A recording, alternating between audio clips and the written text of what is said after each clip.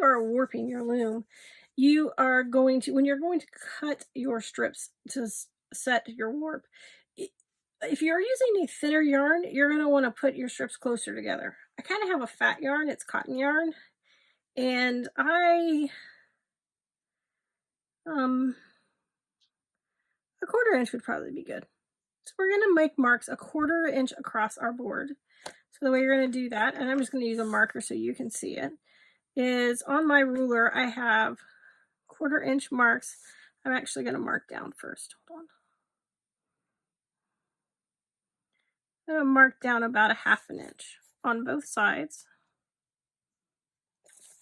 Because when I cut, I only want to cut that far down. I don't want to cut any further down. That's a little high. 3/8. That's what you're going to do. Actually has 1/4 inch marks. And so I'm just going to do both sides at the same time, the top and the bottom. And I will be right back with you.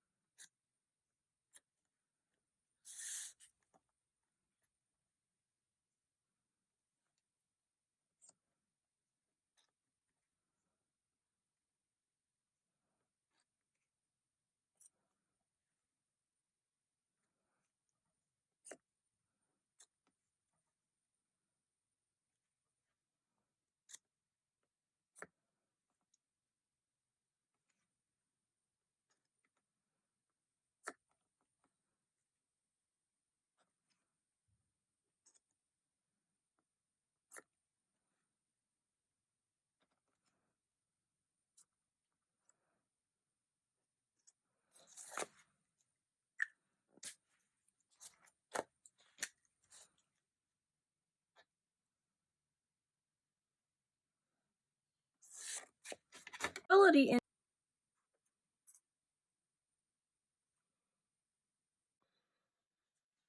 So what you see here is I went ahead and made the marks on my loom. And so how I did this, I measured up about 3/8 of an inch on both ends. And I have one side that I squared off just by like putting my ruler there and making sure that everything was square and trimming out what wasn't. And then you're going to go in and you're going to make your marks at 1/4 of an inch.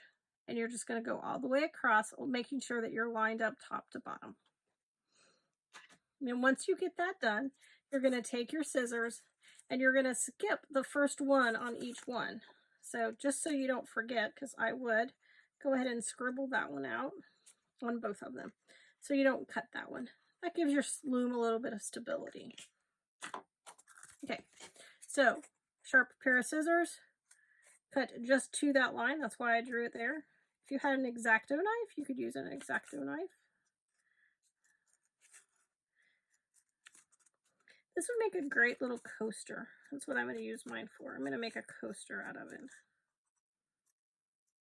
Okay. Make sure you kind of cut all the way through, and you did. Skip that first one and the last one again. So I would draw a line there, because I would have absolutely cut all the way through that. If you got a little past your line, that's okay. We're going to do something to help you. That's not an issue. And I just used a piece of cardboard from like an Amazon box. That's what I used. All right. Find your packing tape. I will tell you that I think glue, if you were going to use this on a regular basis, I would absolutely use like hot glue to glue this on.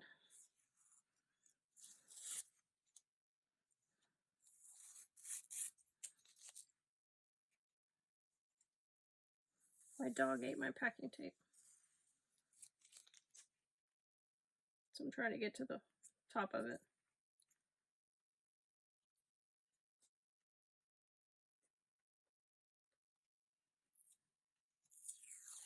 There we go. I mean, mine's not packing tape. Mine's just like blue tape because it's just gonna, I just want to show you how I would tape it down.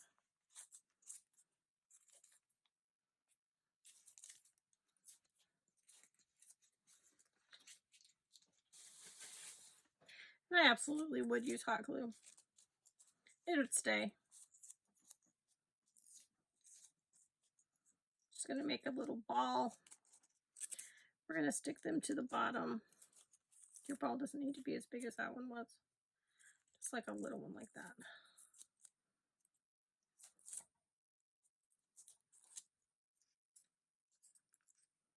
You're going to put it just like this. You don't want the packing tape to show like that.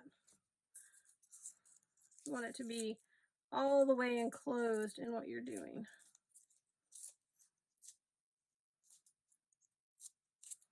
Otherwise, you want to make sure that you're also on your,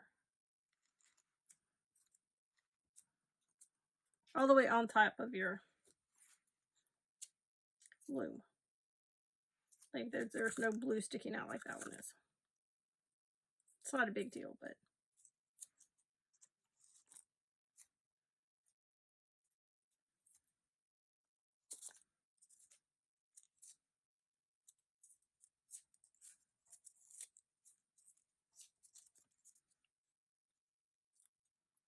there you go. Now, I have to turn it this way to work. I said before I was going to use the white. So I have, I don't know, a handful of yarn. Here, I don't want to make a knot. And then you're going to make like a kind of a biggish knot. So make 2 overhand knots right on top of each other. So you have kind of a fat one and then something to hold it down. And you're going to slide that first one inside that cut that you made. You're going to give it a tug. You don't want that tail to get in your way because it will. Which is why I have the packing tape. It's not packing tape. It's blue painter's tape.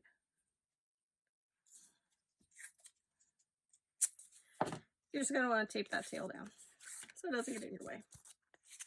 You're going to go down to this hole, and then you're going to come around and go to the next hole, so that all you're doing on the back is making that.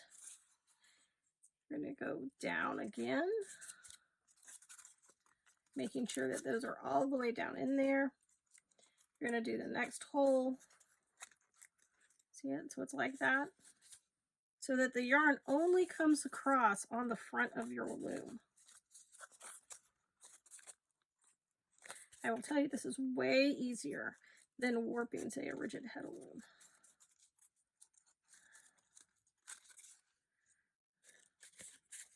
And it's a fun little project. It's a fun little car project. Like, don't do that.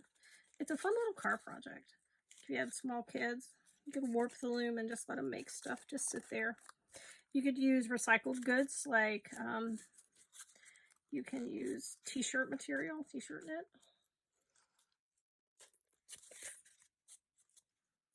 Cut it into long strips and just make your loom a little bigger. And then you can make your loom any size you want. I wouldn't use cardboard for it, but you could even make a rug size loom, especially if you were using cardboard. So be careful that when you do that, you're not breaking your cardboard. I had previously broke my cardboard. And then when you get to the end, you're going to give it a little cut. You don't need to leave that much of a tail.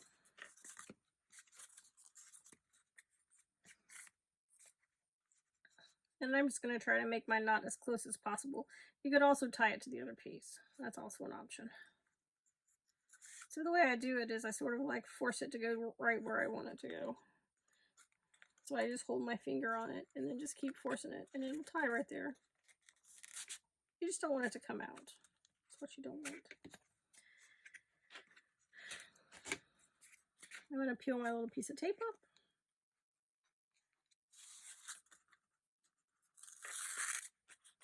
Stick the other end down. Once again, trying to be sort of safe. So, when you weave, we're going to use our pencil to show this. When you weave, it's over, under, over, under, wait. Over, under, over, under, over, under, over, under, over, right? So I'm going to make like a little heddle, like that, so that I can show you. So the easiest way to do that is to make a small butterfly in your hand. We're going to do it the easy way. We're going to wrap some onto a piece of cardboard, just so I don't have to.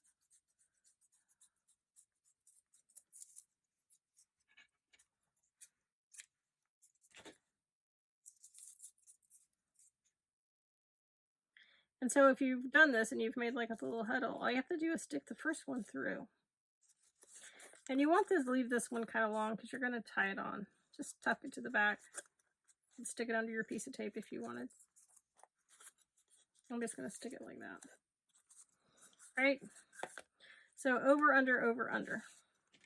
So the next one, so that it doesn't fall out, is going to be under, over, under, over, under,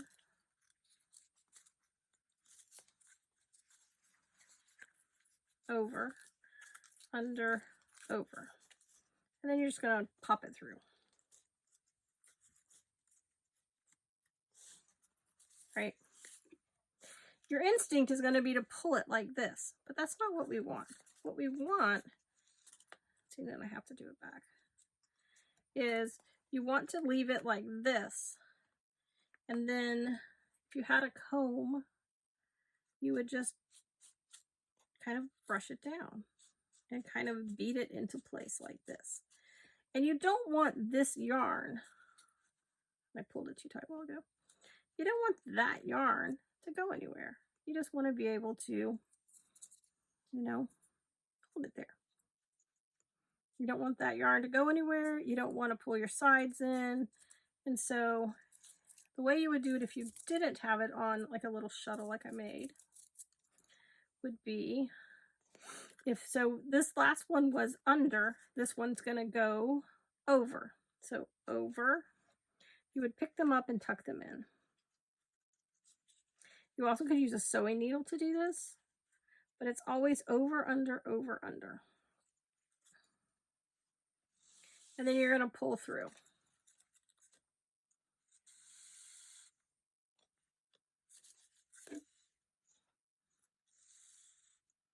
Pay attention when you get right here. Hold this one sort of down. Pull it across. Leave some loose. Tuck them all in. Give them a nice little tuck.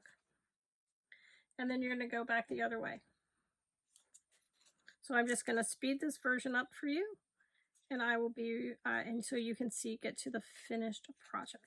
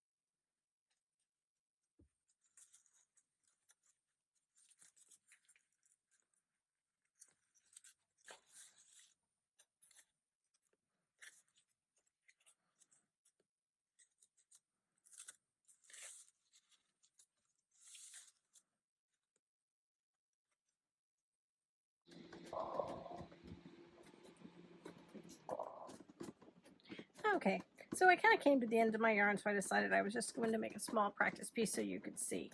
So whatever size you would want your coaster, this is what size you would make it. Leaving about, make it about a ½ inch bigger than what you really want it to be, your cardboard loom. And then make it ½ inch all the way around bigger. And so I'm gonna go ahead and stop mine because I ran out of room. I ran out of yarn. So all you're gonna do is you're gonna carefully remove it off of the loom.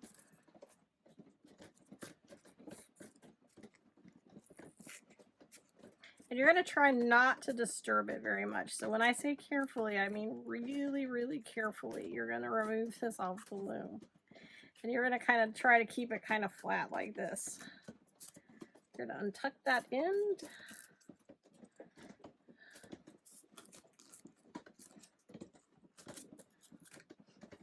And so what you have is some loops, right? I'm going to pull mine down just a little bit so I have equal loops on either end. So I have some fringe. Because I don't know about you, but I kind of love fringe.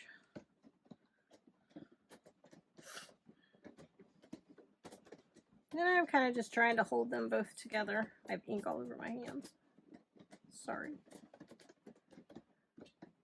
Try not to disturb my work. This loose piece on the end is always going to be your problem. These kind of loose pieces. So you kind of have equal parts on both sides.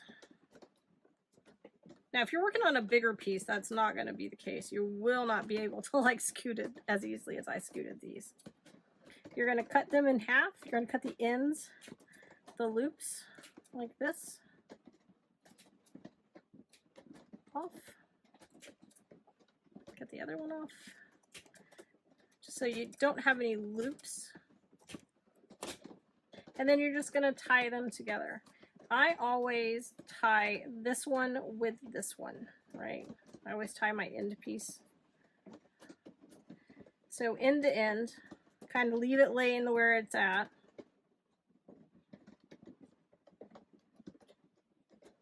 Like that. And then I tie it a second time because I don't want to untie. Right? And then you can feed that one up with a needle up back through there. And then you're just going to start tying your ends together. Tying your loops together.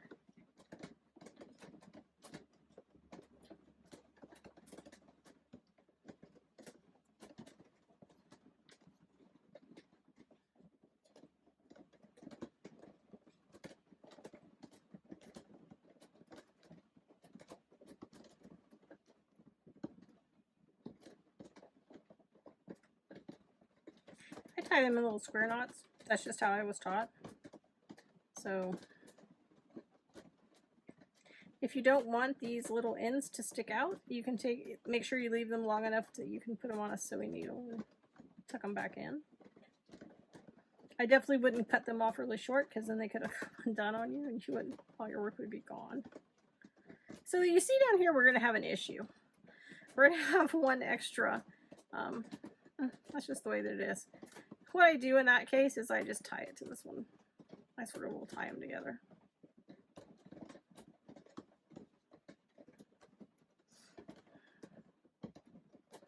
It's a coaster. That's how I look at it.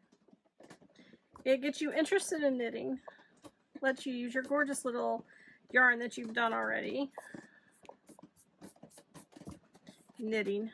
Gets you interested in weaving. That's what I meant to say. And it gives the kids something to do. Remember, I told you to be careful at that end because I pull it out. Don't pull it out like that.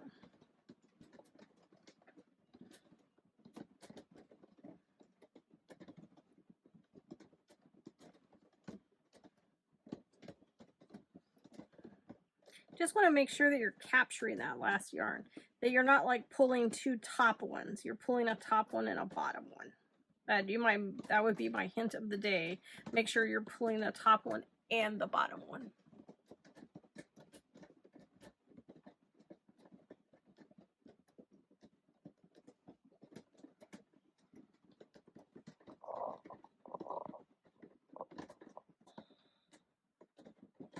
I briefly thought I wasn't recording. Sorry about that.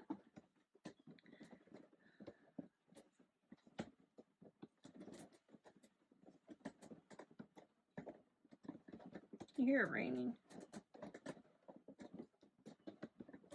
And once again, we're going to run into this little issue down here at the bottom. We're not going to worry about that. It's a coaster.